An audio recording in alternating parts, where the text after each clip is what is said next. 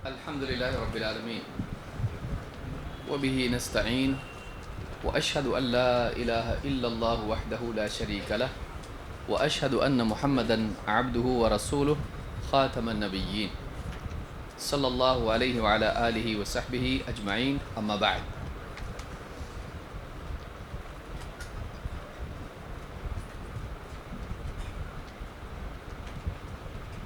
یہ مشکل وقت ہے.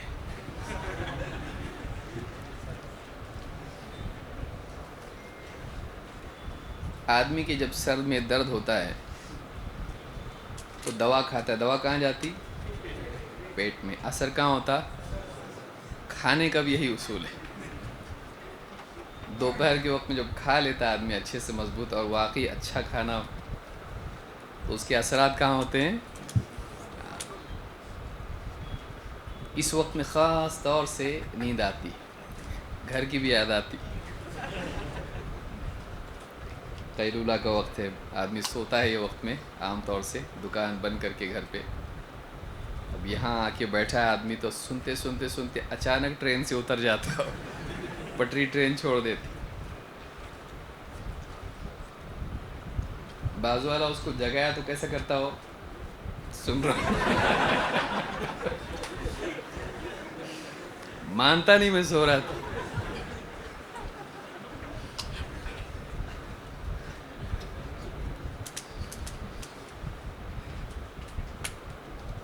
پچھلی مجلس میں ہم نے دیکھا کہ اختلاف کون سا جائز ہے، کون سا برا ہے، اور کون سا ضروری ہے. اب ہم آگے گفتگو بڑھاتے ہوئے دیکھیں گے کہ علمی اختلاف کا کیا حل ہے، اور اسی طرح سے جو دلوں میں اختلاف ہوتا ہے، نفرتیں، دشمنیاں، جھگڑے جو عام طور سے تعلقات میں آتی ہیں، جس کا دین سے لینا دینا نہیں ہوتا بعض اوقات. ساس بہو،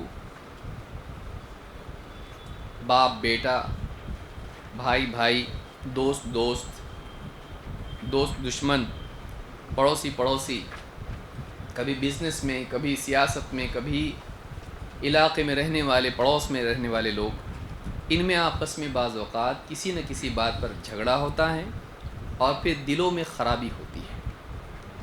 کبھی قریب والوں میں، کبھی دور والوں میں، کبھی اجنبی، کبھی جانے پہچانے لوگوں میں. تو اس تعلق سے کیا ہدایات قرآن و سنت میں ہیں کہ ہم یہ اختلاف نہ ہونے دیں، اور اگر ہے تو اس کو ختم کریں، کیونکہ یہ ضروری ہے. اور زیادہ تر اختلافات تعلقات والے ہوتے ہیں، کسی نہ کسی بات سے ایک دوسرے سے دل ناراض ہو جاتے ہیں، اور پھر ناراضگیاں بالکل پودے کا پیڑ بن جاتی ہیں. تو اس کا حل کیا ہے؟ کیسے اس کو دور کیا جائے اور کیسے اس سے بچا جائے؟ پریکاشنز کیا ہیں اور کیور کیا ہے؟ دونوں اعتبار سے ہم کو دیکھنا ہے، علمی اعتبار سے بھی اور تعلقات کے اعتبار سے بھی. پہلے ہم علمی اختلاف کا حل یا علمی اختلاف کو کیسے حل کریں اس تعلق سے کچھ باتیں دیکھتے ہیں. کہ امت میں دونوں طرح کے اختلافات ہیں. ایک علمی اختلافات ہیں، چاہے وہ مسلکی منہجی معاملات ہوں، عقیدے کے معاملات ہوں، عبادات کے معاملات ہوں، فقہی مسائل ہوں. اس طرح کی جو اختلافات ہیں، یہ صحیح، یہ غلط، یہ حق، یہ باطل، اس طرح کے جو دینی اور علمی اختلافات ہیں، ان کا حل کیا ہے؟ ایسے اختلاف سے بچنے کے لیے کیا کرنا چاہیے؟ اور ایسا اختلاف آلریڈی ہے تو اس کو حل کیسے کرنا چاہیے؟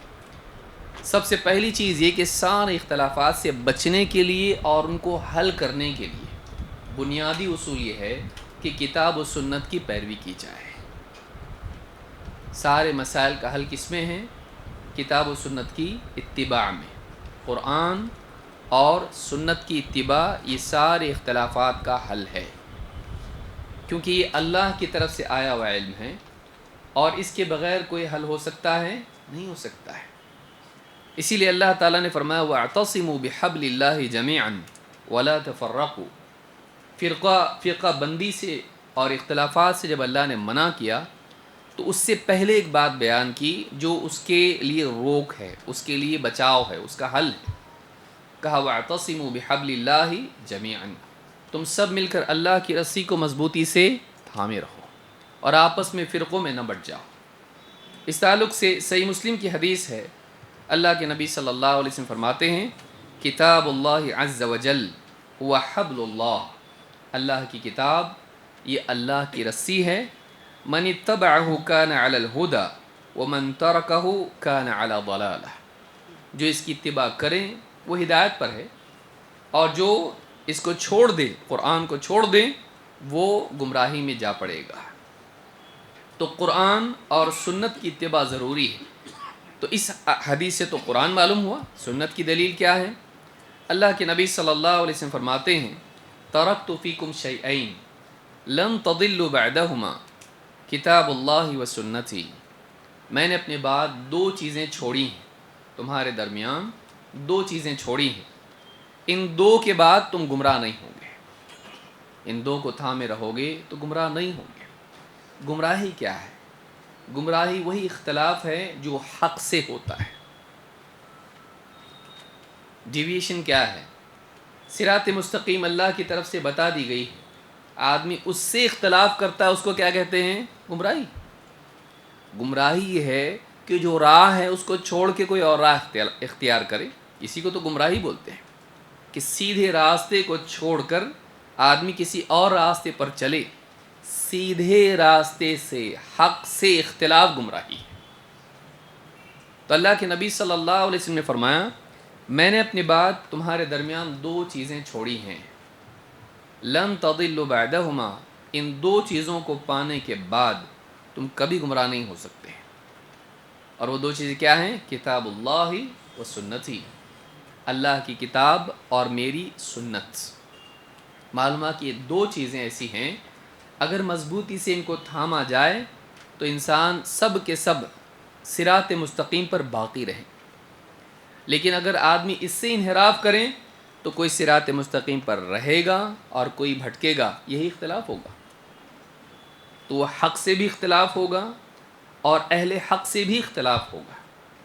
لہٰذا اختلاف سے بچنے کے لیے ایک بنیادی فارمولہ یہ ہے، خاص کر کے دینی معاملات میں، علمی معاملات میں، کہ ہم سب مل کر ہمیشہ اس بات کی کوشش کریں کہ کتاب و سنت کی پیروی کریں۔ جو حدیث میں نے بیان کی، امام حاکم نے اپنی المستدرک میں اس کو روایت کیا ہے۔ نمبر 2، کوشش کے باوجود بھی یہ ممکن ہے کہ ہم میں اختلاف ہو جائے، کبھی علمی اعتبار سے اور کبھی دوسرے معاملات میں۔ کبھی جائیداد کے مسئلے میں اختلاف ہوگا، کبھی حلال و حرام کے مسئلے میں اختلاف ہوگا، کبھی بیوی شوہر میں اختلاف ہوگا کہ یہ میرا حق ہے کہ نہیں ہے، کبھی اولاد اور ماں باپ میں اختلاف ہوگا، کبھی زمین کے معاملے میں اختلاف ہوگا کہ زمین میری ہے کہ اس کی ہے۔ کئی مسائل میں اختلاف ہو سکتا ہے، تجارت، تعلقات، حقوق، سلوک، کسی بھی مسئلے میں ہو سکتا ہے۔ اگر اختلاف پیدا ہو جائے تو اس کو حل کرنے کے لیے کیا ہے؟ ایک تو ہے کہ اختلاف پیدا نہ ہو، اس کے لیے کیا کرنا پڑے گا؟ کتاب و سنت کی اتباع۔ اختلاف پیدا ہو جائے تو حل کیسے کریں گے؟ اس کے لیے بھی کیا حل ہے؟ کتاب و سنت، کتاب و سنت کی طرف رجوع۔ اور یہ رجوع نہ صرف عوام کے لیے ہے بلکہ علماء کے لیے بھی ہے، نہ صرف علماء کے لیے ہے بلکہ عوام کے لیے بھی ہے۔ تو اللہ تعالیٰ نے قرآن کریم میں فرمایا، یا ایھا الذین آمنوا اطیعوا اللہ و اطیعوا الرسول و اولی الامر منکم، اے ایمان والو۔ خطاب کس سے ہے؟ ایمان والوں سے۔ اگر واقعی اپنے آپ کو ایمان والا سمجھتے ہو تو تمہاری زندگی میں یہ چیز ہونی چاہیے جو آگے بیان ہو رہی ہے۔ کیا؟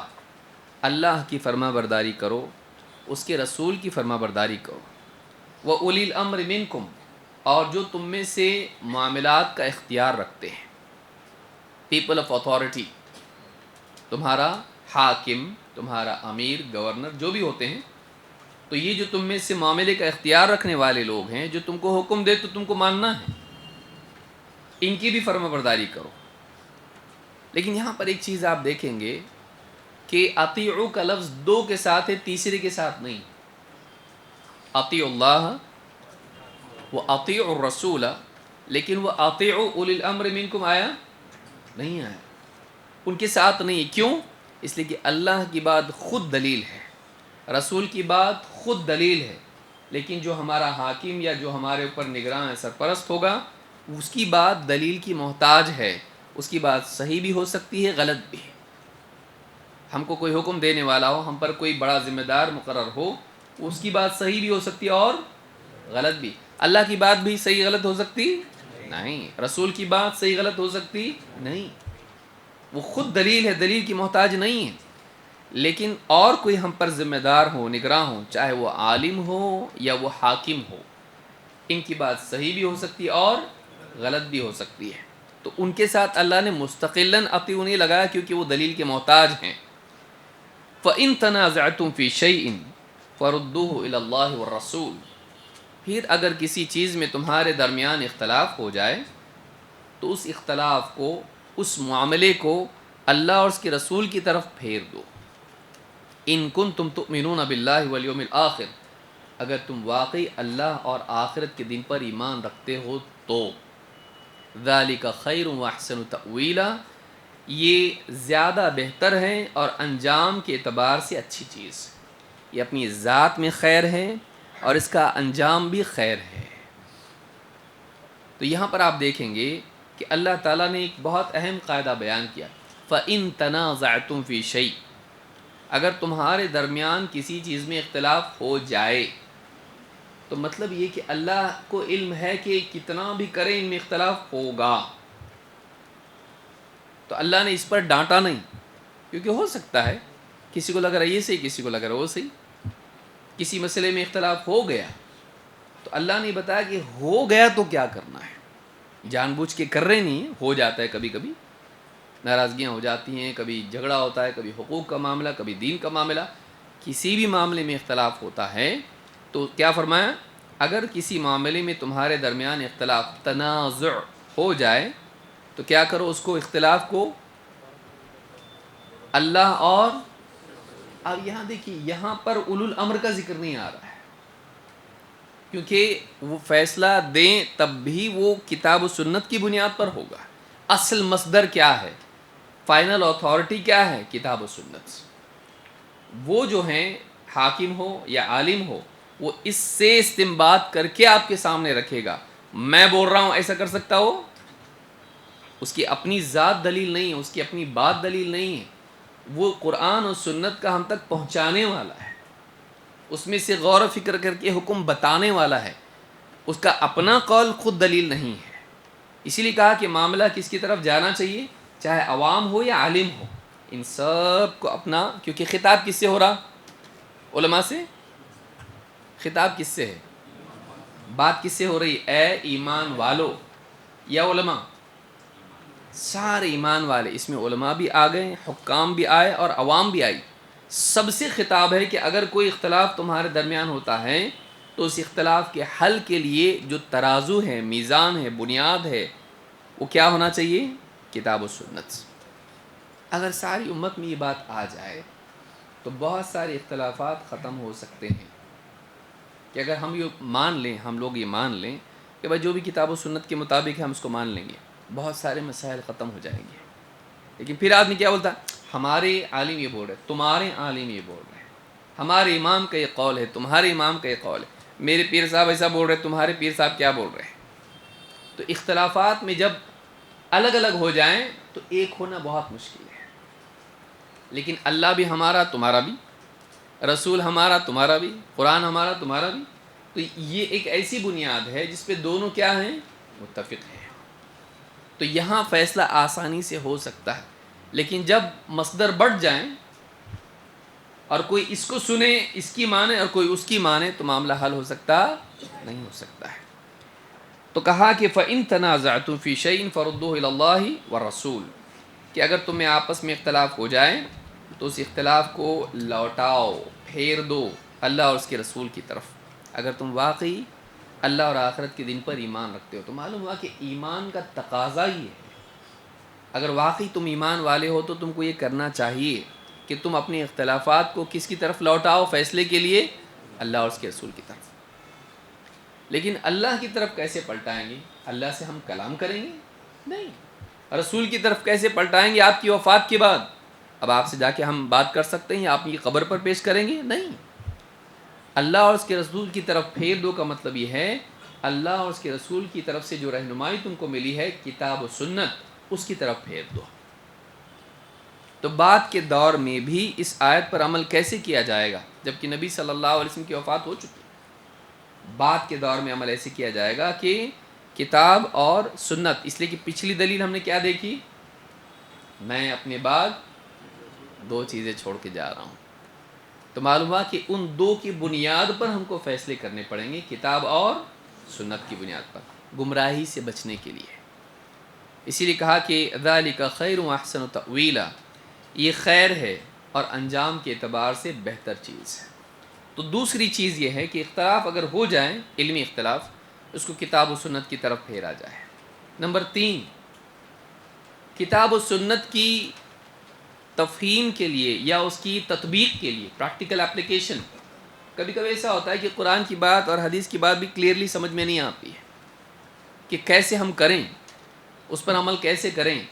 تب جا کے یہ بھی دیکھنا پڑتا ہے کہ نبی صلی اللہ علیہ وسلم کے صحابہ، تابعین، تبع تابعین، ان کے بعد میں جو اہل حق چلے آئے ہیں، انہوں نے اس کا کیا مطلب لیا، انہوں نے اس کا کیا مطلب لیا، انہوں نے اس پر کیسے عمل کیا. مثال کے طور پر اگر کوئی کہے اللہ والوں کی تعظیم کرنا چاہیے، بھائی کرنا چاہیے کہ نہیں؟ نہیں،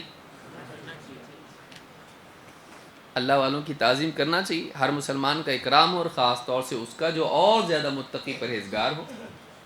اس کی وفات کے بعد یا زندگی میں؟ مرنے کے بعد کچھ بھی بول سکتے ہیں ان کے بارے میں، زندگی میں بھی ہوگی اور وفات کے بعد بھی. تو کیا کریں گے، تعظیم کیسے کریں گے؟ اللہ والوں کی قبروں پہ جا کے سجدے کریں گے، ان کے اوپر درگاہ بنائیں گے محبت سے. اب یہ ہے کہ نہیں کیسے معلوم پڑے گا؟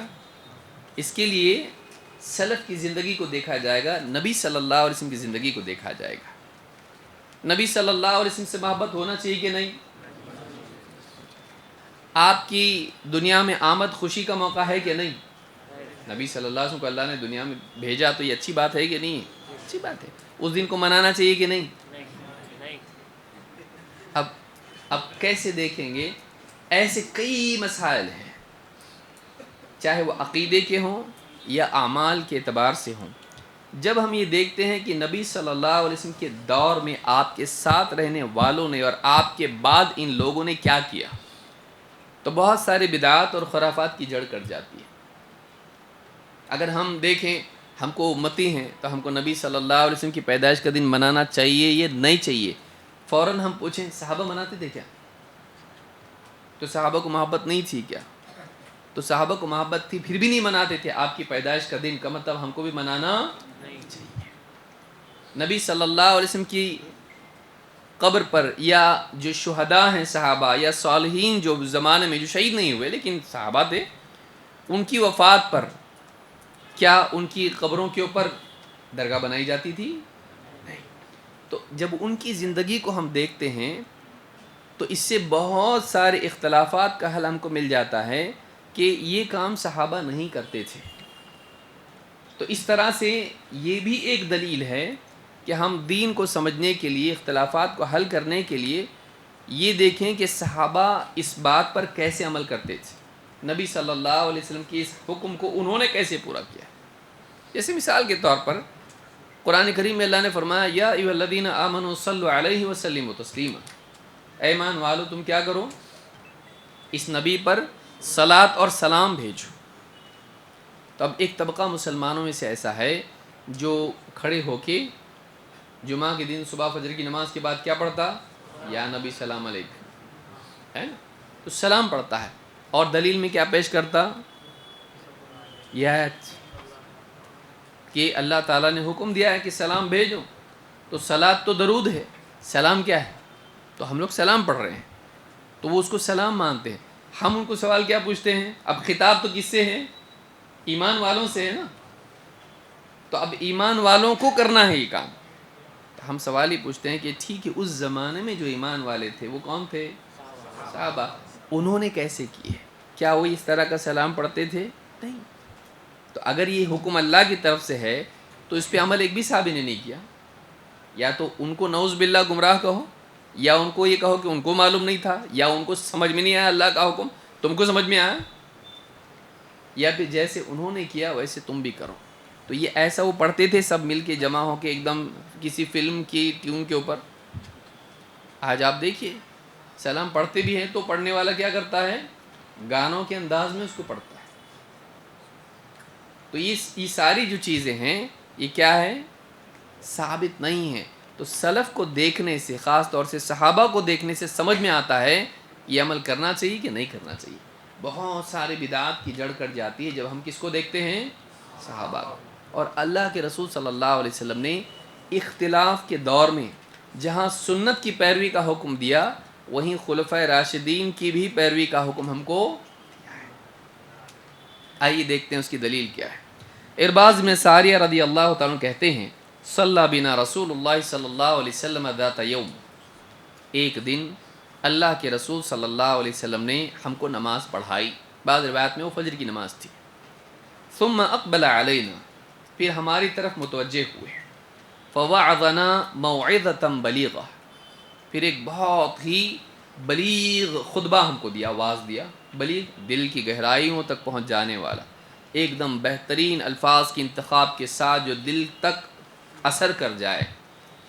ظرفت منہ العیون ووجلت منہ القلوب، ایسا واعظ کہ جس سے ہماری آنکھیں اشک بار ہو گئیں، آنکھوں سے آنسو بہہ پڑے اور ہمارے دل دہل گئے.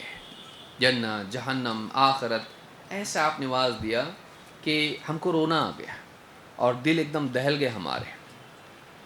فقال قائل یا رسول اللہ کأن هذه موعظۃ مودع، کسی نے کہا اے اللہ کے رسول ایسا محسوس ہوتا ہے کہ آپ ہم سے وداع ہو رہے ہیں اور آپ الوداعی خطبہ دے رہے ہیں.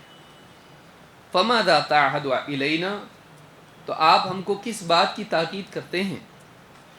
آپ کی بات سے ایسا محسوس ہو رہا ہے کہ گویا کہ آپ ہم سے وداع ہونے والے ہیں. تو آپ کوئی بات ہے، خاص بات جس کی ہم کو تاکید کرنا چاہیں گے؟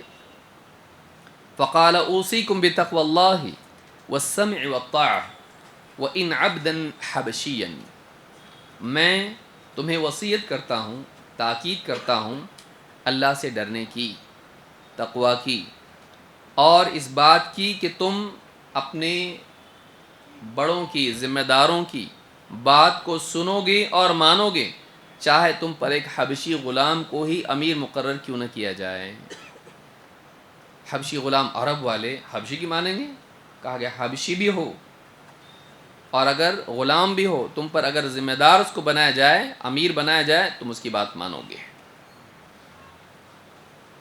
فَإِنَّهُ مَن يَعِشْ مِنْكُمْ بَعْدِي فَسَيَرَى اخْتِلَافًا كَثِيرًا، اس لیے کہ جو میرے بعد جیے گا وہ بہت سا اختلاف دیکھے گا. یہاں پر آپ نے کیا بتایا، میرے بعد کیا دیکھے گا؟ وہ اختلاف دیکھے گا. فَعَلَيْكُمْ بِسُنَّتِي، اب اس اختلاف کے دور میں تم کو کرنا کیا ہے؟ اختلاف کا حل کیا ہے؟ بدعات، خرافات اور بہت ساری اس طرح کی چیزیں سامنے آئیں گی، اختلافات ہوں گے. فَعَلَيْكُمْ بِسُنَّتِي، تو اس دور میں، اس وقت میں تمہارے لیے ضروری ہے کہ تم میری سنت کا اہتمام کرو، میری سنت کا اہتمام کرو. وَسُنَّتِ الْخُلَفَاءِ الْمَهْدِيِّينَ الرَّاشِدِينَ، اور میرے ہدایت یافتہ خلفائے راشدین کی سنت کی پیروی کرو. تمسکوا بها وعضوا علیہا بالنواجد، اسے مضبوطی سے تھامے رہو بلکہ اپنی ڈاڑھوں سے پکڑ لو. ایک ہوتے ہیں دانت جو سامنے ہوتے ہیں، اور ڈاڑھ کہاں ہوتے ہیں؟ پیچھے، یہاں اس طرح سے ہوتے ہیں. زیادہ مضبوطی ڈاڑھ سے پکڑنے میں ہوتی ہے ڈانت سے؟ ڈاڑھ سے. یعنی یہاں کیا ہے، مبالغہ ہے، ایک دم مضبوطی سے تھامے رہو، گویا کہ دانت سے پکڑتا آدمی کسی چیز کو. وَإِيَّاكُمْ وَمُحْدَثَاتِ الْأُمُورِ، اور خبردار دین میں نئی نئی چیزوں سے بچتے رہنا. فَإِنَّ كُلَّ مُحْدَثَةٍ بِدْعَةٍ، اس لیے کہ دین میں نکالی گئی ہر نئی چیز بدعات ہے. وَكُلَّ بِدْعَةٍ ضَلَالَةٍ، اور ہر بدعات گمراہی ہے. یہاں آپ دیکھیں گے کہ نبی صلی اللہ علیہ وسلم نے جب واعظ کیا صحابہ کو، تو صحابہ نے کہا اللہ کے رسول سے لگ رہا ہے آپ ہم کو چھوڑ کے جا رہے، آپ وداع ہو رہے ہیں ہم سے. تو جب وداع ہو رہے ہیں تو کوئی خاص بات کی تاکید ہم کو آپ کریں گے؟ تو آپ نے کہا ٹھیک. تاکید کیا کیا آپ نے؟ ہاں، نمبر 1 اللہ سے ڈرنا. میں تم کو سب سے پہلے کہ ساری خیر کی جڑ کیا ہے؟ اللہ کا خوف ہی نہیں تو آدمی کچھ بھی کرے گا، حلال کو حرام، حرام کو حلال کرے گا، حکم کو توڑے گا، نافرمانی کا ارتکاب کرے گا. اللہ کا خوف ہی دل سے اگر نکل جائے، ڈر نکل جائے، تو آدمی سب برائیاں کرے گا. تو کہا سب سے پہلے کیا ہونا چاہیے؟ اللہ کا تقوی. نمبر 2، ہاں، جو تمہارے اوپر ذمہ دار ہیں اس کی بات مانو گے، حاکم ہے یا جو بھی سرپرست تمہارا ہے اس کی بات مانو گے. نمبر 3، سنت کی پیروی کرو. کس کی سنت؟ نبی صلی اللہ علیہ وسلم کی. اس کے بعد کیا ذکر کیا؟ خلفاء راشدین. تو مطلب وہ اس کے ضمن میں آتی ہے، نبی صلی اللہ علیہ وسلم کی سنت کی پیروی اور خلفاء راشدین کی سنت کی پیروی. یعنی جس راستے پر میرے صحابہ خصوصاً کون؟ خلفاء راشدین ہیں. اور پھر آپ نے فرمایا کہ میرے بعد بہت سارا اختلاف ہوگا، اختلاف میں یہ کرنا ہے اور دین میں نئی نئی چیزوں سے بچو، یعنی بدعات سے بچو. تو سنت کی پیروی کرو اور بدعاتوں سے بچو. تو اختلاف کے دور میں جب مسلمان اختلاف کا شکار ہو جائیں، اس اختلاف کے دور میں کرنے کا کام کیا ہے؟ سنت کو تھامے رہنا. لیکن صرف آپ نے اپنا ذکر کیا، میری سنت بس ختم، ساتھ میں صحابہ کو بھی جوڑا. تو اس سے معلوم ہوتا ہے کہ اختلاف کے دور میں سلف اور صحابہ ان کے طرز عمل کو دیکھنا بھی ضروری ہے. اس حدیث کو امام احمد، ابو داؤد، ترمذی، ابن ماجہ نے روایت کیا ہے. لیکن یہاں پر صرف خلفاء راشدین آ رہا ہے. اختلاف کے دور میں صرف کس کا ذکر آ رہا ہے؟ صحابہ میں سے.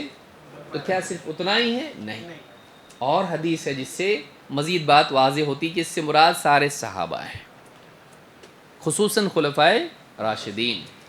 جیسے عبداللہ بن عمرو بن عاص رضی اللہ تعالیٰ عنہ کی حدیث ہے، فرماتے ہیں کہ اللہ کے رسول صلی اللہ علیہ وسلم نے فرمایا وَتَفْتَرِقُ أُمَّتِي عَلَى 73 مِلَّةٍ. میری امت 73 فرقوں میں بٹ جائے گی. كُلُّهُمْ فِي النَّارِ إِلَّا مِلَّةً وَاحِدَةً. سب کے سب جہنم میں جائیں گے سوائے ایک گروہ کے. قالوا ومن هي یا رسول اللہ، اللہ کے رسول وہ ایک کون ہوں گے؟ آپ نے فرمایا ما انا علیہ واصحابی، جس پر میں اور میرے صحابہ ہوں. یا خلفاء راشدین آ رہے ہیں، سارے صحابہ، سارے صحابہ. تو دونوں کو جمع کرنے سے معلوم ہوتا ہے، پہلی حدیث میں آیا کہ امت اختلافات تم دیکھو گے، اور دوسری حدیث میں ہمارے سامنے آ رہا ہے کہ افتراق امت میں ہوگا. ان دونوں حدیثوں کو جمع کرنے سے معلوم ہوتا ہے کہ سارے صحابہ جس راستے پر چلے ہیں ہم کو بھی اس راستے پر چلنا چاہیے، خصوصاً خلفاء راشدین جو صحابہ میں کیا ہیں؟ سب سے اوپر کے لیول کے ہیں، سر فہرست ہیں. تو ان دونوں حدیثوں سے دو باتیں ہم کو معلوم ہوتی ہے. ایک یہ کہ سنت کے ساتھ نبی صلی اللہ علیہ وسلم کے ساتھ ساتھ صحابہ کو دیکھنا بھی ضروری ہے. دونوں حدیثوں میں صحابہ کا ذکر آیا، ایک میں خلفاء راشدین اور ایک میں عمومی طور پر سارے صحابہ. تو معلوم ہے کہ صرف حدیث کافی نہیں ہے، بلکہ حدیث کے سمجھنے کے لیے صحابہ کے طرز عمل کو دیکھنا بھی ضروری ہے، جس کو ہم سلف کا راستہ بولتے ہیں، جس کو ہم بولتے ہیں صراط الذین انعمت علیہم، ان لوگوں کا راستہ جن پر تو نے انعام کیا. تو ظاہر بات ہے کہ صحابہ وہ لوگ ہیں، صحابہ وہ لوگ ہیں. اس امت کا سب سے بہترین طبقہ کون؟ صحابہ. تو نبی صلی اللہ علیہ وسلم کے ساتھ ساتھ صحابہ کو بھی دیکھنا ضروری ہے کہ ان کا طرز عمل کیا تھا، خصوصاً ایسے وقت میں جب کہ سمجھ میں نہیں آ رہا صحیح کیا ہے. تو ان کا طرز عمل دیکھ کے سمجھ میں آتا کہ جب انہوں نے اس کو اختیار کیا تو ہم بھی اس کو اختیار کریں گے. ٹھیک. لیکن یہاں اور ایک چیز ہے جو یاد رکھنے کی ہے، کیونکہ ہم اتفاق اور اتحاد اور اختلاف کے سیاق میں گفتگو کر رہے ہیں، اس کے کانٹیکسٹ میں بات کر رہے ہیں. تو کیا اللہ کے رسول صلی اللہ علیہ وسلم نے یہ بتایا کہ تم سب کے ساتھ ہو جاؤ؟ سمجھ میں آیا کہ کیا ہم سے یہ مطالبہ ہے کہ ہم امت میں اتفاق کی خاطر سب کے ساتھ ہو جائیں یا کس کے ساتھ ہو جائیں؟ آخری زمانے میں جب امت فرقوں میں بٹ جائے گی تو اللہ کے نبی صلی اللہ علیہ وسلم نے کیا بتایا؟ سب جنت میں جائیں گے؟ بلکہ کہا کہ سب جہنم میں جائیں گے سوائے ایک کے. آپ نے اس ایک کو نہیں کہا کہ تم سب کے ساتھ ہو جاؤ، کہا آپ نے نہیں، معلوم ہے کہ وہ ایک الگ رہے گا سب سے. تو بعد میں جو لوگ آئیں گے ان کو ان ایک کے ساتھ ہونا ہے یا سب کے ساتھ؟ کیوں؟ ہاں؟ وہ صحیح راستے پر ہوں گے کیونکہ باقی لوگ کہاں جا رہے ہیں؟ جہنم میں. تو اختلاف کی صورت میں جب اختلاف امت میں ہو چکا ہے، ایسے وقت میں ہم کو یہ نہیں کرنا ہے بھائی اختلاف کرنا بری بات ہے اس لیے میں ادھر بھی جاتا ادھر بھی جاتا ادھر بھی جاتا ادھر بھی جاتا، جنت میں بھی جاتا جنت میں بھی جاتا، ایسا ہوتا ہے؟ سمجھ میں آ رہی بات کہ یہ صاحب جہنم والے تو جہنم میں بھی جا رہا میں اور جنت میں بھی جا رہا نہیں. اختلاف جب امت میں ہوگا تو اللہ کے نبی صلی اللہ علیہ وسلم نے اس وقت میں یہ حل نہیں بتایا کہ تم سب کے ساتھ ہو جاؤ، اس وقت میں حل یہ بتایا کہ ہم کو کس کے ساتھ ہونا چاہیے؟ اس ایک گروہ کے ساتھ ہونا چاہیے جو کس راستے پر ہوں؟ صحابہ کے راستے پر ہوں. تو یہاں یہ بھی یاد رکھیں کہ اتحاد کا یہ مقصد نہیں ہے یا یہ مطلب نہیں ہے کہ ہم اصولوں کو دفن کر کے سب کو ایک کرنے کے چکر میں لگیں. بعض لوگ بولتے ہیں نا سب کو ایک ہونا چاہیے، ہاں کیسا؟ سب کو ایک ہونا چاہیے صحیح اصولوں کے تابع ہو کر، یہ نہیں کہ تم تمہاری جگہ رہو ہم ہماری جگہ رہیں، تم چاہے شرکیات کرو بدعات کرو خرافات کرو سب کچھ کرو ہم سب ایک ہیں، یہ طریقہ اس کا نہیں ہے. طریقہ اس کا یہ ہے کہ ہم کو اہل حق کے ساتھ ہونا ہے تاکہ جو ان کا انجام ہے وہی ہمارا انجام. بعد کے دور میں جب اختلافات ہو جائیں گے امت میں تو آپ نے یہ نہیں کہا کہ اس کو ختم کر کے سب کے ساتھ ہو جاؤ، صحیح بھی صحیح اور غلط بھی صحیح، کیا ایسا کرنا ہے؟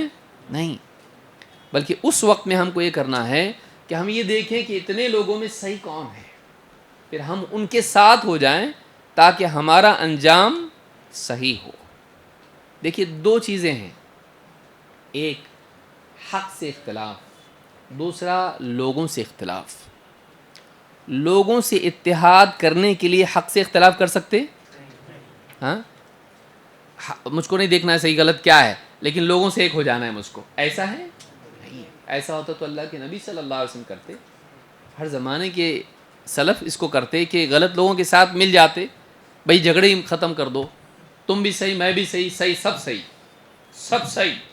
ایسا کرنا ہے نہیں، صحیح صحیح ہے غلط غلط ہے. تو اب ہم کو یہ چوائس نہیں ہے کہ اختلاف ختم ہو جائے. بہت اچھی بات ہے اگر لوگ مان لیں سارے اور اختلاف ختم ہو جائے اور سب ایک ہو جائیں اور جو صحیح ہے اس کے مطابق ہو جائیں، یہ آئیڈیل سولوشن ہے. ایسا اگر نہ ہو پائے تو دوسرا سولوشن کیا ہے؟ سب کے ساتھ گھل ملنا، تم بھی صحیح تم بھی صحیح تم بھی صحیح. ہاں، محرم میں امام باڑے میں بھی جا رہا ہوں، پھیٹے والے کی بات سے تھوڑا سا یہ ہموار ہوا ہے راستہ. ہاں، بعض لوگ اس طرح سے بھی حالات ہو گئے کہ نہیں بھائی سنی شیعہ بھائی بھائی ہیں، ٹھیک ہے بھائی رحم سب پہ کیا جائے، چاہے وہ مسلمان ہو یا غیر مسلم ہو یا کوئی بھی ہو، وہ ایک اور بات ہے. لیکن دینی معاملات میں ہم کو وہی کرنا چاہیے جو صحیح ہے. یہ جو محبتیں پیدا کرنے کے راستے پھر آدمی بدعات میں خرافات میں حرام چیزوں میں گناہ میں سب میں جا رہا. کیوں؟ اس لیے کہ ہم کو آپس میں کیا ہونا چاہیے؟ بھائی چارگی قائم کرنا چاہیے. آپ بھائی چارگی قائم کرنے کے لیے شراب خانوں میں جائیں گے، جوا کھیلنے کے لیے جائیں گے، بھائی دوستی رکھنا چاہیے. باقی جوا کھیل رہا ناراض ہو جائے گا، شراب پی رہا ناراض ہو جائے گا، ڈسکو میں ناراض ہو جائے گا، کریں گے آپ؟ نہیں کریں گے. کیوں؟ اس لیے کہ جو غلط ہے اس میں کسی کا ساتھ دیں گے نہیں. وَتَعَاوَنُوا عَلَى الْبِرِّ وَالتَّقْوَى وَلَا تَعَاوَنُوا عَلَى الْإِثْمِ وَالْعُدْوَانِ. تقوی اور نیکی اور تقوی کے کاموں میں ایک دوسرے کا ساتھ دو، اور اثم اور عدوان میں گناہ اور سرکشی کے کاموں میں ٹرانسگریشن میں ایک دوسرے کا ساتھ دے سکتے نہیں. تو وہاں اتحاد قائم کرنے کے لیے کہا اللہ نے ساتھ دو، اتحاد قائم ہو جائے گا. کرنے کے لیے کہا اللہ نے نہیں. غلط کام میں ساتھ میں نہیں ہونا ہے، الگ ہونا ہے. غلط کام میں ساتھ نہیں. کیا کریں گے؟ کہ کوئی مسلمان بھائی ہے وہ شراب پینے جا رہا، آپ کو بولے چل میرے ساتھ نہیں تو میں ناراض ہو جاؤں گا، دل توڑ مت میرا. ہاں، تو آپ بھی جائیں گے اس کے ساتھ جھوم برابر جھوم شرابی؟ جا سکتے آپ؟ نہیں۔ یاد رکھیے اس کو کہ اتحاد کا یہ مطلب نہیں ہے کہ آپ آپس میں تعلقات کو اچھا رکھنے کے لیے اچھے رکھنے کے لیے اللہ سے تعلق خراب کر لیں، اللہ سے رشتہ تعلق توڑ کے ہم آپس کے رشتے اچھے کریں، تعلقات صحیح کریں، یہ مراد ہے نہیں۔ اور بہت سارے لوگ اتحاد کا یہی مطلب لیتے ہیں، یہ مطلب صحیح نہیں ہے، یہ مطلب صحیح نہیں ہے۔ آپ دیکھیے عبداللہ ابن عمر رضی اللہ تعالیٰ عنہ سے جب دو تابعین کے پاس گئے اور کہا کہ ہمارے ہاں کچھ ایسے لوگ ہیں جو قرآن بہت پڑھتے ہیں، گہرائی سے قرآن کا علم حاصل کرتے ہیں، لیکن کہتے ہیں کہ تقدیر وقدیر کچھ نہیں ہوتی ہے، تو ابن عمر نے کیا کہا؟ ان سے مل جل کے رہو۔ کہا کہ جب تم ان سے ملو تو ان سے کہنا کہ میں ان سے بری ہوں، میرا ان سے کوئی رشتہ نہیں، اور اس ذات کی قسم جس کی قسم عبداللہ ابن عمر کھاتا ہے، اگر وہ لوگ احد پہاڑ کے برابر بھی سونا خرچ کر دیں صدقے میں، اللہ اس کو قبول نہیں کرے گا جب تک کہ وہ تقدیر پر ایمان نہیں لاتے۔ تو انہوں نے عبداللہ ابن عمر نے یہ نہیں کہا کہ تم ان سے گھل مل کے رہو، بھائی چارگی قائم رکھو، نہیں، کہا کہ میرا ان سے کوئی لینا دینا نہیں ہے، تو نفرت کا اظہار کیا اور برات کا اظہار کیا۔ یہ بات بھی یاد رکھیں کہ اتحاد کے نام پر آپ شرکیات اور بدعات اور گمراہیوں میں شریک نہیں ہو سکتے۔ اتحاد کا یہ مطلب نہیں ہے کہ آپ اصولوں کو قربان کر کے تعلقات کو بہتر بنائیں، میرا جملہ یاد رکھیں۔ اتحاد کا یہ مطلب نہیں ہے کہ آپ قرآن و سنت کے جو اصول ہیں، دین کے دلائل ہیں، ان کو آپ قربان کر کے تعلقات اچھے بنائیں، یہ مطلب نہیں ہے۔ اکثر لوگوں کے نزدیک تعلقات اتنے اہم ہوتے ہیں کہ اس کی وجہ سے دین دفن ہو جائے تو بھی چلتا۔ کیا ایسا کر سکتے ہیں؟ نہیں۔ حق کو آپ قربان کر کے تعلقات بنائیں، نہیں۔ تو یہ بات بہت اہم ہے جس کو یاد رکھنا ضروری۔ تو لوگ ہم کو کہتے ہیں تم لوگ اختلاف کرتے ہو بہت، اتحاد تم کو کرنا چاہیے، امت سے مل جل کے رہنا چاہیے۔ یاد رکھیں ہمارا جو اختلاف ہے وہ علمی اعتبار سے اس بنیاد پر یہ لازم ہے، ہم صراط مستقیم کو چھوڑ کے تمہارے ساتھ نہیں آ سکتے، صراط مستقیم کو چھوڑ کے ہم تمہارے ساتھ نہیں آ سکتے۔ اختلاف ختم کرنے کے لیے ہم تم کو یہاں بلانا چاہ رہے ہیں، نہیں کہ ہم تمہارے ساتھ آ جائیں۔ تم کو صراط مستقیم پر آنا چاہیے جیسے ہم کو بھی آنا چاہیے۔ ہم تمہارے ساتھ آنے کے لیے، تمہارے ساتھ تعلقات بنانے کے لیے اللہ کے راستے کو چھوڑ سکتے نہیں۔ تو اصل مقصود اتحاد ایسا ہے جو ہدایت کے راستے پر ہو، وہ نہیں جو ہدایت کے راستے کو چھوڑ کے ہو۔ یاد رکھیں گے اس کو۔ لوگ ہم سے یہ کہیں کہ بھائی اتحاد قائم کرو، ہاں لیکن صحیح اصولوں پہ، اصول چھوڑ کے نہیں، اصول چھوڑ کے نہیں۔ تو اگر جیسے مثال کے طور پر آپ کا بچہ اسکول جاتا اور پڑوس میں بھی ایک بچہ ہے، رشتہ دار بھی آپ کے ہیں، وہ 4-5 بچے ہیں، آپ بولے بیٹا مل جل کے رہنا، ہمیشہ ساتھ میں رہنا، لڑنا جھگڑنا نہیں، اور ساتھ میں جانا ساتھ میں آنا، ٹھیک ہے۔ اب اس میں 2-3 نوٹی بوائز ہیں، اگر وہ اسکول سے آتے آتے بولے چلو ہم فلم دیکھنے جائیں گے، اب آپ کا بچہ اور ابو بولے ہیں اب مل جل کے رہنا، ایک ساتھ آنا، ایک ساتھ جانا، تو اب اس حکم کو یاد رکھے تو آپ خوش ہوں گے اس سے؟ آپ کیا بولیں گے؟ میں اس حساب سے بولا تھا کہ سیدھا گھر کو آنا، اس حساب سے نہیں بولا تھا کہ فلم دیکھنے جانا، وہ غلط کام ہے، تم اس میں ان کے ساتھ جائیں، یہ میں نے نہیں کہا تھا۔ تو اسی طرح سے مل جل کے رہنے کا مطلب یہ ہے کہ ہم سیدھے راستے پہ مل جل کے رہیں، نہ یہ کہ مل جل کے رہنے کے لیے غلط راستے پر جائیں، غلط ناؤ میں بیٹھیں، غلط جہاز میں بیٹھیں اور غرق ہو جائیں، یہ مطلب نہیں ہے۔ تو اتحاد صحیح بنیادوں پر ہوتا ہے، غلط بنیادوں پر نہیں۔ تو یہاں پر اللہ کے نبی صلی اللہ علیہ وسلم نے فرمایا کہ میری امت 73 فرقوں میں بٹ جائے گی، یہ ہونے والا ہے۔ اس وقت میں حل کیا ہوگا؟ اس وقت میں حل یہ ہوگا کہ اگر ہمارے لیے ممکن ہے کہ ہم جتنے لوگوں کو لا سکیں صحیح پہ لائیں، اگر نہیں تو ہم کس کے ساتھ ہو جائیں گے؟ ہمارا کام یہ ہے کہ ہم ان لوگوں کے ساتھ ہو جائیں جو صحیح راستے پر ہیں۔ اس دور میں جس میں اتنے سارے اختلافات مسلمانوں کے ہیں، ہمارے لیے کرنے کا کام یہ ہے کہ ہم ان لوگوں کو تلاش کریں جو اس پر ہوں جس پر نبی صلی اللہ علیہ وسلم اور صحابہ تھے، تاکہ ہم محفوظ ہو جائیں۔ کبھی کبھی ہوتا ہے کہ بچانے کے چکر میں خود ڈوبتا، ہوتا نا ایسا، ہوتا ہے ایسا۔ بعض اوقات دوسروں کو بچانے کے چکر میں آدمی خود ڈوب جاتا ہے۔ شیعہ کو میں دعوت دے رہا ہوں،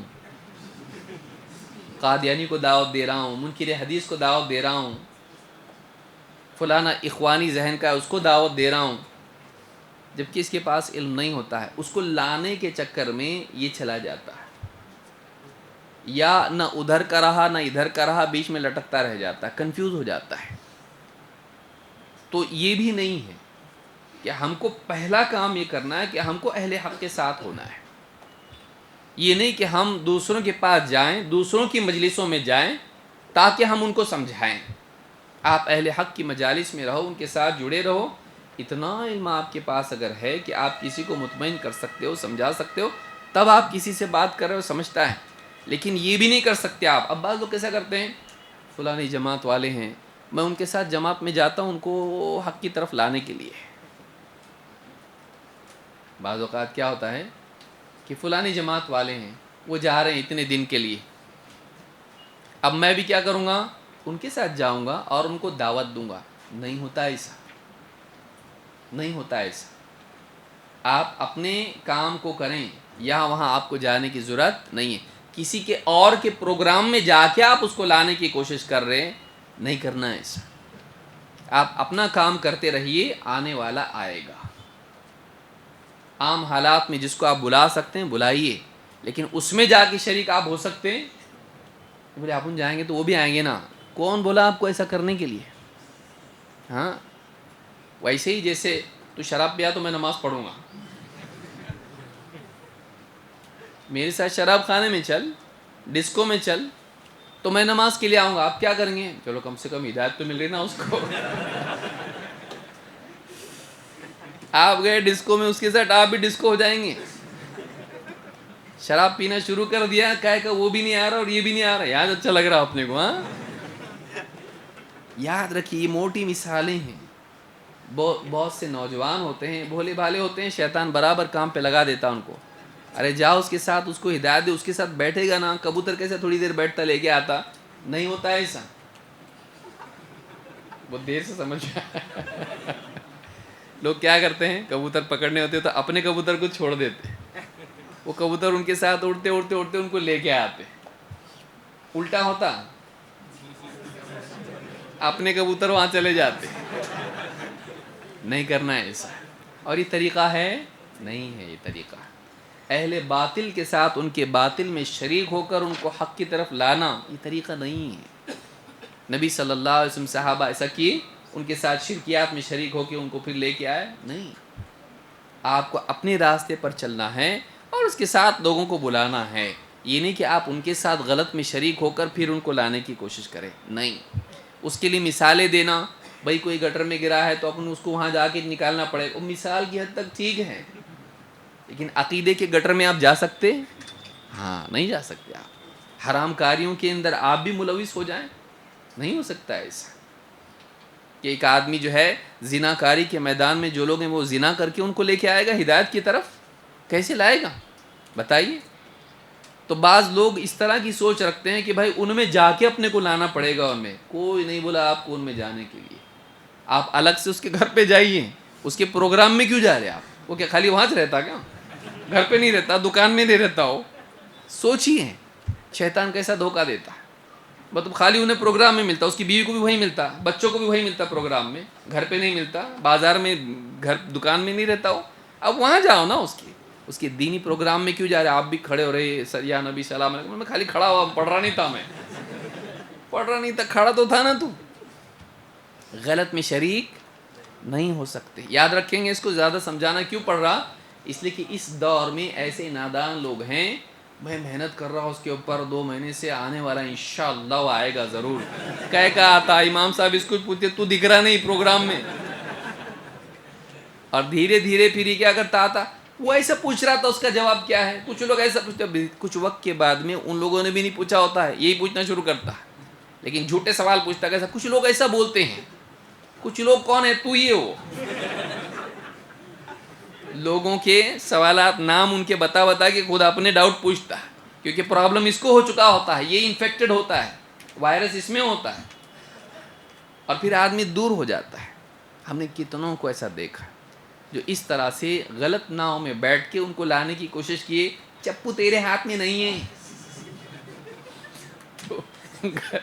غلط ناؤں میں بیٹھ کے اس کو لانے کی کوشش کر رہا. چپو کس کے ہاتھ میں ہے؟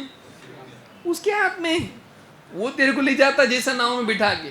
اتنا تو عقل تیرے کو تھی کہ نہیں تھی, چپو تو لے لیتا اس سے. وہ دیتا نہیں کبھی, وہ اپنے حساب سے بولتا. تو اس کو ہمارے حساب سے چلنا پڑے گا. اور نہ وہ دور دور جاتا, بولے اپنے کو ادھر جانے کا, نہیں برابر جا رہے ہیں, لے کے جاتا اس کو, اور یہ گمراہ ہو جاتا. کتنے لوگ دہشت گردی کے اس میں چلے جاتے ہیں اس طرح سے ان کو ہدایت کے لیے لانے میں. بعض اوقات لوگ منکرین حدیث ہو جاتے ہیں, بعض شیعیت کی طرف چلے جاتے ہیں, بعض کسی اور طرف چلے جاتے ہیں کہ میں ریسرچ کر رہا, معلوم کر رہا, ان کا رد کرنے کے لیے ان کو سن رہا. رد تو کرتا نہیں ہے, سن سن کے خود گمراہ ہو جاتا ہے. تو یہاں یاد رکھیں کہ لوگوں سے قریب ہونا اس اعتبار سے نہیں ہونا چاہیے کہ آپ ان کے ساتھ شریک ہو کر آپ ان کو حق کی طرف لانے کی کوشش کریں. نہیں, آپ اپنے سیدھے راستے پر قائم رہیں اور ان کو دعوت دیتے رہیں. سارے لوگ ہدایت پر آ جائیں, یہ آپ کے بس میں نہیں, یہ نبی کے بھی بس میں نہیں ہے. حدیث سنے نا آپ نے, ہاں, ایک نبی ایسے بھی ملے جن کے پیچھے فیل ہو گئے. وہ کیوں نہیں آیا ان کے پیچھے؟ کیونکہ انہوں نے کمپرومائز نہیں کیا. انہوں نے کمپرومائز نہیں کی. انبیاء کے پیچھے کیوں نہیں آتے لوگ؟ انبیاء اتنے اٹریکٹیو نہیں رہتے؟ انبیاء کی بات کتنی پاورفل رہتی ہے, ان کی شخصیت کتنی اچھی رہتی ہے, نیک لوگ رہتے, وہ ان کے قریب کیوں نہیں آئے لوگ؟ انہوں نے میٹھی میٹھی باتیں نہیں کی ان کو, انہوں نے وہ بات کی جو صحیح ہے, اور وہ لوگوں کو پسند نہیں آئی, اس لیے ان سے دور ہو گئے. تو انبیاء کا کام دیکھیے, ڈاکٹر کیا کرتا, میٹھی دوا دیتا آپ کو, میٹھا میٹھا کھاؤ, لڈو کھاؤ, پیڑے کھاؤ, اچھے ہو جائیں گے. نہیں, وہ دوا دیتا, کڑوی بھی رہے تو دوا دیتا, کبھی کبھی تو انجیکشن دیتا, پلٹو, کمیز اٹھاؤ, تکلیف ہوتی. لیکن ڈاکٹر کا کام کیا ہے؟ آپ کو دوا دینا, مٹھائی دینا نہیں. وہ مٹھائی والے کی دکان پہ وہ سب کچھ. ڈاکٹر کا کام آپ کو دوا دینا ہے, چاہے آپ کو تکلیف ہو, چاہے آپ کو پسند آئے یا نہ. دوا کڑوی دے گا وہ آپ کو, کیونکہ یہی دوا ہے اس بارے میں, اس تعلق سے یہی دوا ملتی ہے, آپ کو کھانا پڑے گا. تو ہمارے یہاں پر بعض اوقات ایسا ہوتا ہے کہ آدمی دوسروں کو لانے کے چکر میں خود چلا جاتا. نہیں کرنا ایسا. اتحاد اتحاد, قوم میں ایکتا ہے, ایکتا ہے, اچھی چیز ہے وہ, لیکن اپنی زمین چھوڑ کے نہیں, حق کو چھوڑ کے نہیں, صراط مستقیم کو چھوڑ کے نہیں. یہ بہت اہم اصول ہے جس کو یاد رکھنا ضروری ہے. تو آپ نے کیا فرمایا کہ سب کے سب جہنم میں جائیں گے, 73 فرقے, سوائے ایک کے. اور ایک کون ہوگا؟ جس پر میں اور میرے صحابہ ہوں گے. تو گمراہی سے بچنے کے لیے دیکھنا ضروری ہے کہ صحابہ کا موقف کیا تھا. صحابہ کا موقف کیا تھا؟ وہ نبی صلی اللہ علیہ وسلم کو عالم الغیب مانتے تھے, وہ حاضر ناظر مانتے تھے, وہ نبی صلی اللہ علیہ وسلم کی وفات نہیں ہوئی مانتے تھے. کیا مانتے تھے؟ ایسے کتنے عقائد. درگاہ بناتے تھے وہ لوگ؟ نہیں بناتے تھے. سلام پڑھتے تھے؟ ایسا نہیں پڑھتے تھے. عید میلاد النبی مناتے تھے؟ نہیں مناتے تھے. تو ان کا موقف دیکھنے سے کئی بدعات اور شرکیات کی جڑ کٹ جاتی ہے. اس لیے صحابہ کا موقف دیکھنا ضروری ہے. ابو العالی رحمہ اللہ فرماتے ہیں, وَعَلَيْكُمْ بِسُنَّةِ نَبِيِّكُمْ وَالَّذِي كَانَ عَلَيْهِ أَصْحَابُهُ. تمہارے لیے ضروری ہے کہ تم اپنے نبی کی سنت کا اہتمام کرو اور اس چیز کا جس پر آپ صلی اللہ علیہ وسلم کے صحابہ تھے. کتنی چیزیں بتائیں؟ 2. سنت کا اہتمام اور جس پر صحابہ تھے.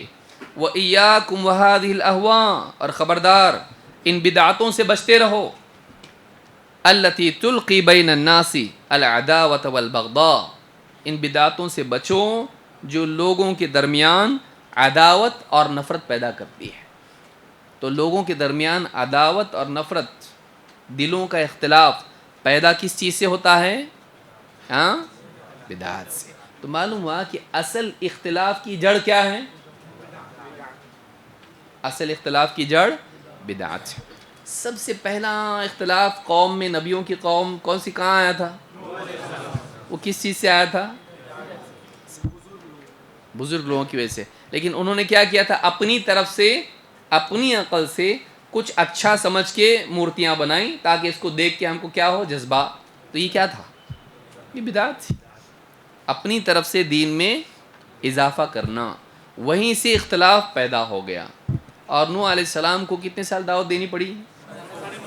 950 سال. اور ریپیئر کتنے ہوئے؟ اس میں سے کتنے مسلمان ہوئے؟ وما آمن معه الا قلیل. اللہ فرماتا ہے کہ ان پہ، ان کے ساتھ، ان کی بات پر، ان کی دعوت پر ایمان بہت تھوڑے لوگ لائے. تو 83 تک گنتی بتائی علماء نے. بس 950 سال میں 83 کا ایوریج کتنا ہوتا؟ سوچیے کتنا مشکل ہے. یعنی لوگ نہیں مانے. تو دیکھیے کتنا بگاڑ آیا ایک بدعت کی وجہ سے. لوگ شرک میں چلے گئے اور نہیں مانے. 950 سال دعوت دے کے بھی نہیں سدھرے وہ لوگ. تھوڑے سے لوگ آئے اس کے اندر سے. اللہ نے قرآن میں فرمایا وما آمن معه الا قلیل. ان پر بہت تھوڑے لوگ ایمان لائے. تو یہ بدعات ہیں جو مصیبت پیدا کرتی ہیں. تو چوتھی چیز کیا ہے؟ کتاب و سنت کے سمجھنے میں. دیکھیے پہلی چیز تھی کتاب و سنت، ہاں، اس کا اہتمام کرنا. دوسری چیز اختلاف ہو جائیں حل کے لیے بھی کس کی طرف جانا؟ کتاب و سنت کی طرف. تیسری چیز سلف کا منہج، صحابہ خصوصاً، اس کی طرف رجوع کرنا. نمبر 4 اہل حق علماء کی طرف رجوع کرنا. کبھی کبھی اپنے کو بھی نہیں سمجھتا، اب عربی نہیں آتی تو کیا کرے گا؟ تو اس کے لیے کیا راستہ ہے؟ وہ علماء کی طرف رجوع کرے، اہل حق علماء کی طرف، جو قرآن و سنت کا علم رکھتے ہوں، گہرا علم رکھتے ہوں. اللہ کے نبی صلی اللہ علیہ وسلم نے صحابہ سے کہا مہلن یا قوم، اے قوم احتیاط کرو، بہذا اہلکت الامم من قبلکم، اسی سے پچھلی امتیں ہلاک ہوئیں. کس چیز سے؟ باختلافہم علی انبیائہم، اپنے نبیوں سے اختلاف کرنے کی وجہ سے وہ ہلاک ہوئے. وضربہم الکتب بعضھا ببعض، اور اللہ کی کتاب کے ایک حصے کو دوسرے سے ٹکرانے سے. یہ بات ٹکراتی ہے آپس میں. کیا کرنے کا؟ تو اس طرح سے آپس میں اللہ کی باتوں کو لڑانا اور کانٹرڈکشن ثابت کرنے کی کوشش کرنا. اس وجہ سے وہ لوگ ہلاک ہوئے کہ انہوں نے اللہ کی ایک بات کو دوسری بات سے ٹکرا دیا. ان القرآن لم ينزل يكذب بعضه بعضا بل يصدق بعضه بعضا. قرآن کا ایک حصہ دوسرے حصے کو جھٹلاتا نہیں ہے. قرآن اس لیے نازل نہیں ہوا کہ اس کی ایک بات دوسری بات کو جھٹلائیں. قرآن اس طرح نازل ہوا ہے کہ اس کی ایک بات دوسری بات کو اور سچا ثابت کرتی ہے. یعنی قرآن کی باتوں میں آپس میں ٹکراؤ ہے نہیں ہے، بلکہ قرآن کی باتیں ایک دوسرے کو کیا ثابت کرتی ہیں؟ صحیح ثابت کرتی ہیں. ایک بات سے دوسری بات کی تصدیق ہوتی ہے. فما عرفتم، اب یہ جملہ یاد رکھیے، فما عرفتم منہ فاعملوا بہ، تو قرآن کی جو بات تمہاری سمجھ میں آتی ہے اس کے مطابق عمل کرو. وما جہلتم منہ فردوہ الی عالمہ، اور قرآن کی جو بات تمہاری سمجھ میں نہ آئے، کیونکہ پہلے سمجھ میں آئے کی بات تھی، اب دوسری بات سمجھ میں نہیں آئے، تو کیا کرو؟ فردوہ الی عالمہ، تو قرآن کا علم رکھنے والے، قرآن کے عالم کی طرف وہ بات پھیر دو تاکہ وہ تم کو سمجھائے. تو عالم خود دلیل نہیں، لیکن عالم کی طرف رجوع کرنا ضروری ہے کیونکہ وہ دلیل کو سمجھائے گا. سمجھ میں آ رہی بات؟ کہ وہ خود دلیل نہیں ہے، انہوں نے بول دیا بس ہم کو ماننا ہے، نہیں. انہوں نے جیسا سمجھائے، قرآن و سنت کے سمجھنے کے لیے اہل علم کی طرف رجوع ہم کرتے ہیں. تو یہ ہم اس کا انکار کرتے نہیں. ایسا بولتے ہیں ہم لوگ کہ عالم کی ضرورت نہیں ہے، ضرورت ہے، لیکن عالم خود دلیل نہیں. جیسا ہم نے دیکھا فَإِن تَنَازَعْتُمْ فِي شَيْءٍ فَرُدُّوهُ إِلَى اللَّهِ وَرَسُولِهِ. عالم کی بھی بات غلط ہو سکتی ہے. دو عالموں میں اختلاف ہو تو کیا کریں گے آپ؟ دونوں صحیح بولیں گے؟ نہیں، دونوں میں سے ایک کی بات صحیح ہوگی. تو یہاں پر عالم کی طرف رجوع کرنا بھی ضروری ہے، خصوصاً ایسے دور میں جس میں اختلافات اور کنفیوژن بہت بڑھ گیا ہو. اہل علم کی طرف رجوع کرنا ضروری ہے، اہل علم کی طرف رجوع کرنا ضروری ہے. بعض مقلدین یہ سمجھتے ہیں کہ ہم لوگ علماء کو مانتے نہیں، ہم لوگ علماء کو مانتے ہیں لیکن علماء کو مستقل دلیل نہیں مانتے. جیسے کوئی عیسائی ہم سے کہے تم لوگ عیسیٰ علیہ السلام کو نہیں مانتے, کیوں؟ بولے تم اس کو پتا کا پتر نہیں مانتے. God the father, God the son, God the holy spirit. تو عیسیٰ علیہ السلام کو عیسائی کیا مانتے؟ اللہ کا بیٹا. ہم مانتے کہ نہیں؟ عیسیٰ علیہ السلام کو مانتے کہ نہیں؟ بیٹا مانتے کہ نہیں؟ کیا مانتے پھر؟ نبی مانتے, نبی اور رسول مانتے ہیں. تو ہم بھی عیسیٰ علیہ السلام کو مانتے, وہ بھی عیسیٰ علیہ السلام کو مانتے, لیکن وہ بیٹا مانتے اور ہم نبی اور رسول مانتے ہیں. ہم ان کے جیسا مانتے نہیں. تو ہمارا ماننا اس کے لیے دلیل ہمارے پاس. تو علماء کو ہم بھی مانتے, اماموں کو ہم بھی مانتے, اللہ والوں کو ہم بھی مانتے. اللہ والوں کو اللہ کے برابر نہیں مانتے, معبود نہیں مانتے. اور علماء کو, اماموں کو رسول کے برابر نہیں مانتے کہ ان کی بات اتھارٹی ہوتی ہے. ہم یہ مانتے کہ ان کی بات اگر غلط ہو تو چھوڑ دو, صحیح ہے تو لے لو. علماء بھی غلطی کرتے کیا؟ نہیں کرتے کیا؟ تو باقی تین کو کیوں نہیں مانتے تم؟ ہمارے علماء کو کیوں نہیں مانتے تم؟ ہے کہ نہیں؟ تو ہر طبقہ دوسرے علماء کو نہیں مانتا ہے, جبکہ وہ بولتا ہے علماء کی سننا چاہیے. تو اب پیمانہ اس کا کیا ہے؟ ہمارے تمہارے, یہ ہمارے ہیں اس لیے ان کی ماننا چاہیے. تو وہی قبیلہ ہو گیا, اوس اور خزرج والا معاملہ ہو گیا. یہ ہمارے ہیں, یہ تمہارے ہیں. صحیح بات یہ ہے اہل حق علماء کی ماننا چاہیے. اور اہل حق کی پہچان کیا ہے؟ ان کے پاس دو چیزیں ہونی چاہیے. ایک, علم جو کتاب و سنت کی بنیاد پر ہو. دو, تقوی. ایک علم ہونا چاہیے اور دوسرے تقوی. لیکن علم کون سا؟ اس نے بولا, اس نے بولا, اس نے بولا, بلکہ قرآن و سنت کا علم ہو, سلف کا علم ہو, تب جا کر آدمی صحیح معنوں میں عالم ہے. بلکہ علماء نے کہا کہ جو مقلد ہے اس کا عالم بھی نہیں بول سکتے. تقلید کیوں کرنا ہے؟ علم نہیں, اس لیے. تو پھر تو عالم کیسا ہوا؟ سمجھ رہے بات کو, کہ ایک آدمی کہے کہ آپ کو تقلید کرنا چاہیے. آپ کس کی تقلید کرتے ہیں؟ ہم امام ابو حنیفہ, امام شافعی کی کرتے ہیں. آپ عالم ہیں, فارغ ہیں؟ ہاں فارغ ہیں, عالم ہیں. تو آپ عالم ہیں تو آپ کو تقلید کیوں کرنا ہے؟ اس لیے کہ ہم نہیں جانتے. تو پھر جانتے کیا آپ؟ آپ نہیں جانتے بھی بول رہے ہیں, جانتے بھی بول رہے ہیں. ہم نہیں جانتے, آپ کیا بول رہے ہیں؟ آپ جانتے کیا؟ ہم بھی نہیں جانتے. بھئی آپ عالم ہو, شیخ الحدیث ہو, شیخ التفسیر ہو, مدرسہ آپ چلا رہے ہو, آپ کے پاس سے لوگ عالم بن کے جا رہے ہیں, اور آپ بول رہے ہیں کہ اپنے پاس علم نہیں ہے نا, اس لیے اپنے کو تقلید کرنی پڑے گی. تو پھر آپ کے پاس ہے کیا؟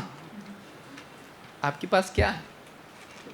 اسی لیے آپ دیکھیں گے کہ بہت سارے لوگ عالم اپنے آپ کو بولتے ہیں, لیکن ان کو دلائل معلوم ہی نہیں ہوتے ہیں, کیونکہ مدرسے میں وہ فتاویٰ ہی پڑھ کے نکلے ہوئے ہوتے ہیں, اور بطور رسم وہ حدیثوں کو پڑھتے ہیں.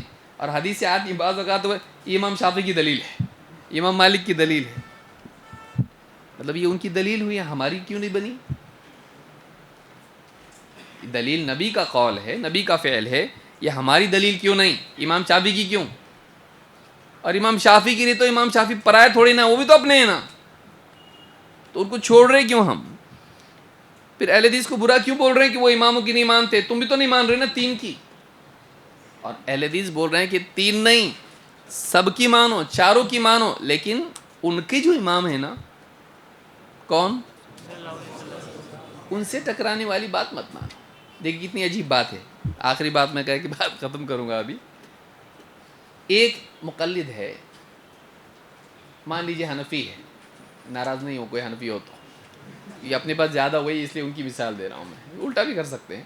ایک حنفی ہے, وہ امام شافعی کی بات نہیں مان رہا ہے. کس کی وجہ سے؟ اپنے امام کی وجہ سے. کون سی شخصیت کی وجہ سے؟ امام ابو حنیفہ کی وجہ سے. تو امام ابو حنیفہ کی وجہ سے وہ امام شافعی کا فتویٰ لے رہا نہیں لے رہا. تو اس کو پھانسی دے دی لوگوں نے؟ نہیں, بلکہ عالم خود بولا بہت اچھا کیا تو نے, اپنے امام کی وجہ سے ان کی نہیں لیا, صحیح ہے, ایسا ہی کرنا چاہیے. اور ایک آدمی ہے جو محمد رسول اللہ صلی اللہ علیہ وسلم کی وجہ سے امام ابو حنیفہ کا فتویٰ نہیں لیا. تو یہ مجرم بنتا کہ نہیں بنتا؟ سماج میں بنتا نا. سب میں سے کتنے مار کھا کے آئے ہوئے ہیں. تو نبی صلی اللہ علیہ وسلم کی وجہ سے اگر وہ کسی امام کے کسی قول کو نہ لیں تو مجرم، اور اپنے امام کی وجہ سے جس کو اپنا مانتا ہے کسی اور امام کی نہ لیں تو مجرم نہیں۔ آپ سوچئے، کیا یہ تعصب نہیں ہے؟ اور یہ کیا نبی کے مرتبے کو نہیں سمجھنے کا انجام نہیں ہے کہ ایک آدمی نبی کی وجہ سے نہیں مان رہا تو غلط، اور امام کی وجہ سے نہیں مان رہا تو صحیح؟ تو پیمانہ ہمارے نزدیک نبی ہوا کہ امام ہوا؟ یہ نہیں ہونا چاہیے، یہ نہیں ہونا چاہیے۔ تو علماء کی ہم مانتے ہیں، علماء کو بھی مانتے ہیں، اماموں کو مانتے ہیں، ہم سب اماموں کو مانتے ہیں جو بھی ائمہ اربعہ گزرے ہیں اور ان کے علاوہ جو بھی ائمہ گزرے ہیں ہم ان کو مانتے ہیں، لیکن یہ مطلب نہیں ہے کہ ہم ان کی ہر بات کو تسلیم کریں جو کتاب و سنت کے مطابق ہے لیتے ہیں۔ اگر کوئی چیز علمی دلائل کے ساتھ علماء ہی ہم کو بتائیں یہ بات دلیل کے حساب سے صحیح نہیں ہے تو ہم اس کو قبول کرتے نہیں، لیکن اس امام کی شان میں گستاخی کرتے نہیں، اور امام کو چھوڑ دیتے آج سے یہ بند کرتے، ایسا نہیں کرتے۔ اس مسئلے میں ان کی بات ہم نہیں مانتے ہیں، ہو سکتا کسی اور مسئلے میں ہم ان کی بات مانیں، تو یہ زیادہ انصاف والا ہے اور یہ زیادہ اماموں کو ماننے والا ہے، یا تین ہمیشہ کے لیے کٹ۔ بھائی ایک آدمی حنفی بنا، شافعی بنا، مالکی بنا، حنبلی بنا، تین ہمیشہ کے لیے کٹ کرتا کہ نہیں کرتا ہو؟ تین ہمیشہ کے لیے کٹ کیوں؟ ہم تین کٹ کرتے ہمیشہ کے لیے نہیں کرتے۔ نبی صلی اللہ علیہ وسلم کی وجہ سے کسی اہل حدیث نے کہا کسی امام کی نہیں ماننا ہے، نہیں، علماء کی ہم مانتے ہیں، اماموں کی ہم مانتے ہیں، وہ بات جو نبی کی بات سے ٹکرائے، دونوں میں فرق یاد رکھیے۔ تو یہ زیادہ انصاف والی بات ہے اس کے مقابلے میں جو تعصب پر مبنی ہے۔ تو یہاں پر ہم کو بتایا گیا کہ جو بات قرآن کی تمہاری سمجھ میں آئے اسے اس کے مطابق عمل کرو، اور اگر نہیں سمجھ میں آتی ہے تو کیا کرو؟ اس کو کس کی طرف پھیر دو؟ اس کے عالم کی طرف۔ تو عالم کی بات کو تسلیم کرنا چاہیے، ایسی بات جو کتاب و سنت کے مطابق ہو، نہ کہ اس کے برخلاف ہو۔ اللہ رب العالمین ہم سب کو مزید توفیق عطا فرمائیں، اور باتیں ہیں انشاءاللہ ہم آنے والی مجلس میں دیکھیں گے۔ اقول ھذا واستغفر اللہ لی ولکم۔